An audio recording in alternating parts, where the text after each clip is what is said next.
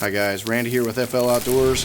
Today I just want to talk about a couple different drills and different things you can use for practice, just so that way make you a better archer, make you more consistent. There's a number of different things, like there's a lot of different opinions. In my experience, and basically what it really comes down to is this is like a combination of a lot of different things over the years that I've heard from professional archers, coaches, lots of different things. And like, if you go to 5 different coaches, you're going to hear 4 different things.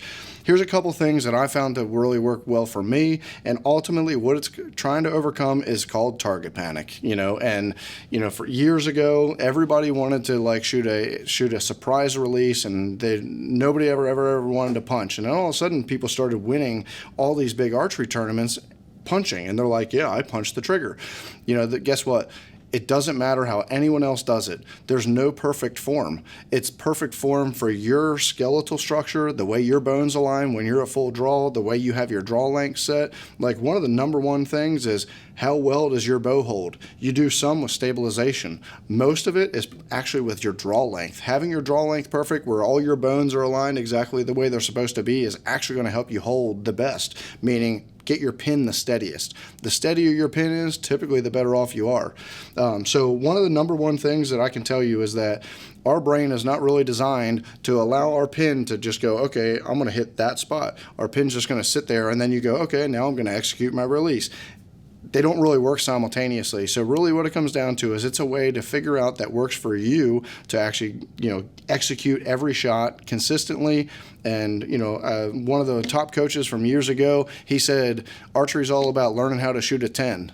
And then step 2 is repeat. So really what it comes down to, one of the top things that I found, I actually will take my sight entirely off. If I'm really fighting it and I'm not having a good execution on my shot ever, I'll take my sight entirely off, go and stand at like 5 or 10 yards, wherever is really a safe, close distance for you that you're going to be able to hit your target. Stand there with your sight completely off, get yourself centered in your peep so you're anchored exactly like you would be, and just execute your shot by staring at a spot. Stare at a spot, and keep your focus directly on that spot as you execute your release. And if you stand there and you shoot 50 arrows a day for 3 or 4 days, and then you go and on day 4, you're like, okay, you know what, I'm going to go ahead and put my sight on and see how it goes. And if you do that exact same drill, the same distance, and you go and you stare at your spot, all of a sudden, when you have your sight on, it'll often feel like your release just gained 5 pounds of pressure, and it takes that much more to set it off.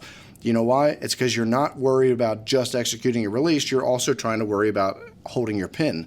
So it's just a drill that helps you to execute, because that's always going to give you the most consistent. How you execute is entirely up to you and the way that your brain works. So really you got to find the way that works for you. But that's just a way that'll help you trick your brain into knowing, like, all right, when I execute a really good shot, when I felt like my focus stayed right on the spot, and you pull through, then you know that that's a way that's going to work well for you. And if you can get it to work exactly the same with no sight versus putting your sight on, that's going to make you the most consistent by far. So when people tell you absolutely can't punch the trigger, if you do it consistently, it really doesn't matter.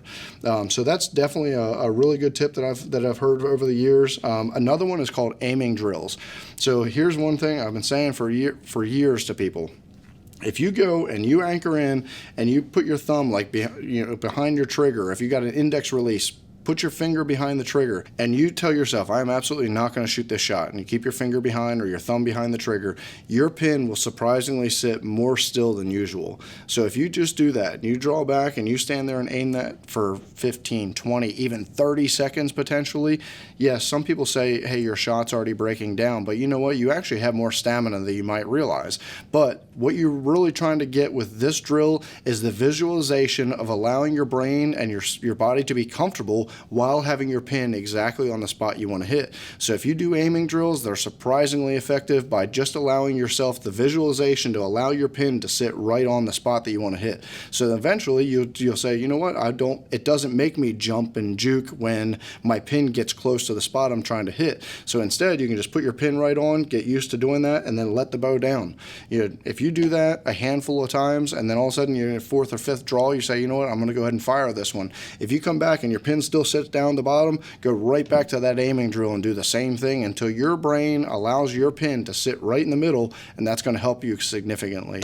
One other thing that I think is hugely helpful, especially when you're going and you're taking the shot of a lifetime on an animal. You might have had this buck on camera all year long, and you finally are getting your shot, and you know that in the past you've had a couple shots that were really shoddy, that wasn't good, what didn't hit where you wanted to hit. One of the best tips that I found for people is same thing as I was saying earlier. Allowing your pin to settle and sit right on the exact spot that you want to hit is going to be the most important. So what I found personally is I shoot a thumb button for target. I shoot it for hunting as well. So I always keep my thumb entirely behind my release, and I come down and I put the pin on exactly where I want to hit, and I just go, okay, bring your thumb around, and all of a sudden I'll bring my thumb around and it'll just go off, and I don't even know how I activated it. I don't really care.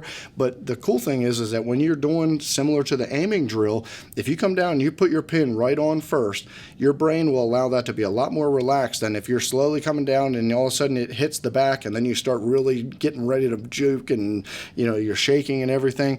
Like if you come down and you put your pin on, it will sit surprisingly well in most cases, no matter how excited you are. And then you say, okay, I'm gonna bring my finger around, or I'm going to bring my thumb around and activate my trigger, and again it'll just go off probably before you even know it. But all you do is you keep your focus on keeping your pin exactly where you want to hit. So again, just a few helpful tips and tricks that I've learned over the years. I hope that's something you can apply to your practice regimen, and it's helpful for you to put more venison on the table. So hopefully you like this video. Like and subscribe to our YouTube channel. You can visit floutdoors.com for more information.